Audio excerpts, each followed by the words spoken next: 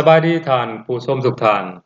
มื้อนี้ข้าพเจ้าจะนำบรรทานมาเบิ่งเกี่ยวกับบรรยากาศการห่างหากะเกียมงานบุญออกพรรษาปวารณาที่นครไกรสอนพรหมวิหารแขวงสะวรรณเขตซึ่งวิดีโอที่ข้าพเจ้าได้ถ่ายออกมานั้นข้าพเจ้าได้ถ่ายในเวลา 4 โมงของวันที่ 3 เดือน 10 ปี 2025และนำมาออกอากาศในวันที่ 5 เดือน 10 ปี 2025ใน 2 วันถัดมาจะสังเกตเห็นได้ว่าในงานวันออกพรรษาปวารณาปี 2025นั้นสังเกตเห็นว่ามีบรรดาห้างห้านได้เริ่มเข้ามาจับจองหลายสมควรท่านผู้ชมหรืออาจเว้าได้ว่า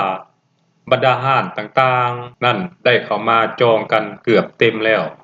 ตามที่เราเห็นในวิดีโอนี้ก็มีหลายห้านได้เริ่มเข้ามาขายแล้วก็มีหลายห้านได้นำสินค้าของตนเองนั้นเข้ามาสแตนด์บายเพื่อให้บริการพ่อแม่ประชาชนหรือว่าท่านผู้ชมหรือว่า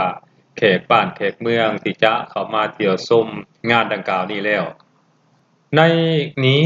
พวกเราจะสังเกตเห็นว่ามีสินค้าหลากหลายด้วยกันบ่ว่าจะเป็นสินค้าอุปโภคบริโภคโดยเฉพาะแม่นอาหารการกินนี่หลายสมควรท่านผู้ชมนอกจากนั้นก็ยังมีร้านขายเสื้อผ้าบ่ว่าจะเป็นสินเป็นส่งหรือสินค้าเครื่องนุ่งห่มประเภทอื่นๆก็มีหลายท่านผู้ชม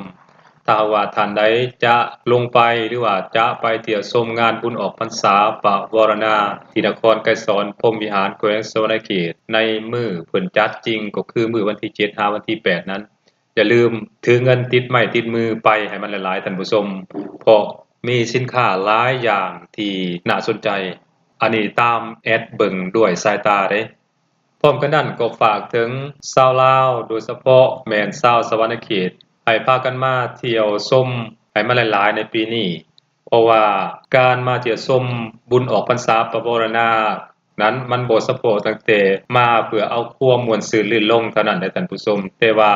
มันเป็นการอนุรักษ์รักษาฮีตของประเพณีที่บรรพบุรุษของพวกเราได้สร้างไว้ให้ตั้งแต่ดนๆพู้นแหละท่านผู้ชมให้มันคงอยู่คู่กับคนลาวคงอยู่คู่กับชาวแขวงสะวรรณเขตสืบต่อไปถ้าหากว่าคนมาน้อยมันก็จะเฮ็ดให้บรรยากาศบุญออกพรรษาหรือว่าบุญอื่นๆนั้นก็จะบ่คึกคืนแต่ถ้าหากว่ามีแขกไปไทมาหรือว่ามีผู้มาเที่ยวชมเป็นจำนวนหลายนั้นก็จะเฮ็ดให้งานดังกล่าวนั้นมีบรรยากาศสดชื่นม่วนชื่นขึ้นกว่าเก่าแต่ข้าพเจ้าเชื่อแน่ว่ามื้อฮอดมื้อจริงแล้วข้าพเจ้าคิดว่าคนน่าจะหลายสมควรท่านผู้ชมเพราะขนาดมื้อนี้ยังบ่ทันฮอดมื้อจริงนี้ก็ถือว่ามีคนเริ่มเข้ามาเที่ยวชมบูธวางแสดงสินค้าต่างๆหลายสมควรแล้วท่านผู้ชมและนี่ข้าพเจ้าก็ได้ถ่ายประมาณอยู่ 4 โมงแลงของวันที่ 3ก็สังเกตเห็นว่ามีคนเข้ามาเที่ยวชมในสถานที่แห่งนี้หลายสมควรแล้วท่านผู้ชมและถ้าฮอดมื้อจริงนี้ข้าพเจ้าว่าน่าจะหลายกว่านี้อย่างแน่นอนในงานนั้นก็จะมีร้านวางแสดงสินค้าประเภทต่างๆหลายพร้อมกันนั้นก็ฝากวิดีโอนี้ไปถึงพี่น้องชาวลาวทุกเพศทุกวัยทุกชนชาติชนเผ่าที่อาศัยอยู่ในต่างประเทศบ่ว่าจะเป็นอยู่ประเทศใดก็ตามท่านใดที่เป็นคนเชื้อชาติลาวโดยเฉพาะชาวแขวงสะวรรณเขตนั้นถ้าหากว่าท่านสนใจจะกลับมาเยี่ยมบ้านเยี่ยมเมืองยังมีเวลาท่านผู้ชมนี่ก็ถือว่าเฮาก็วันที่5เพราะฉะนั้นยังมีเวลายังอีก 3-4 มื้อท่านยังสามารถกลับลาวตาวขึ้นมาหรือว่ายังสามารถหาเวลามาเที่ยวชมงานดังกล่าวนี้ได้โดยเฉพาะแม่นชาวแขวงสะวรรณเขตที่ไปออกแรงงานอยู่ในประเทศเพื่อนบ้านของพวกเราก็คือประเทศไทยนั้นยังสามารถกลับมาเที่ยวชมงานเทศกาลบุญออกพรรษาปวารณาที่แขวงสะวรรณเขตของพวกเราได้นอกจากนั้นงานบุญออกพรรษาปวารณาในปีนี้ก็บ่เฉพาะแต่จัดอยู่ในแขวงสะวรรณเขตเท่านั้นก็ยังมีการจัดงานในลักษณะแบบนี้ขึ้นมาในหลายๆแขวงโดยเฉพาะแม่นแขวงหลวงพระบางนครหลวงเวียงจันทน์แขวงเวียงจันทน์แขวงสะวรรณเขตหรืออาจเว้าได้ว่าแขวงที่มีเนื้อที่ติดกับแม่น้ำคองนี้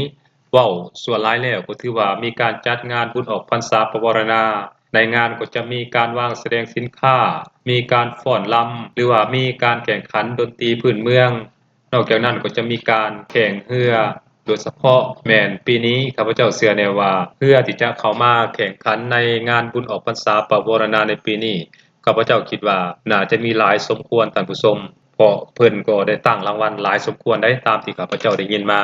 แต่ทั้งนี้ทั้งนั้นเฮาก็ต้องท่าเบิ่งมื้อจริงนำกันว่ามันจะหลายน้อยส่าใดอันนั้นเฮามาท่าเบิ่งนำกันตามวิดีโอที่ข้าพเจ้าได้นำเสนอให้บรรดาท่านผู้ชมได้รับชมรับฟังนำกันดังนั้นก็จะสังเกตเห็นว่าในงานบุญออกพรรษาพระวรณานอกจากจะมีการขบงานมีการแข่งขันดนตรีพื้นเมืองมีการแข่งเรือแล้ว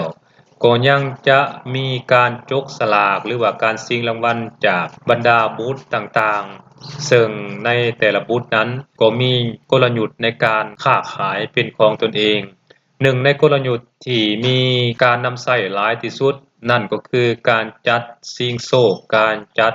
ชิงขันรางวัลให้กับลูกค้าผู้ที่มาใช้บริการห้านของตนเองนั่นเองท่านผู้ชมนี่คือภาพบรรยากาศโดยรวมในการหางหากะเกียมให้กับบุญออกพรรษาปวารณาที่นครไกรสอนพรหมวิหารแขวงสะวรรณเขตที่จะมาถึงนี่ท่านผู้ชมเพราะฉะนั้นแอดมินเองก็ฝากถึงประชาชนลาวบรรดาเผ่าโดยเฉพาะแม่นประชาชนชาวแขวงสะวรรณเขตนั้น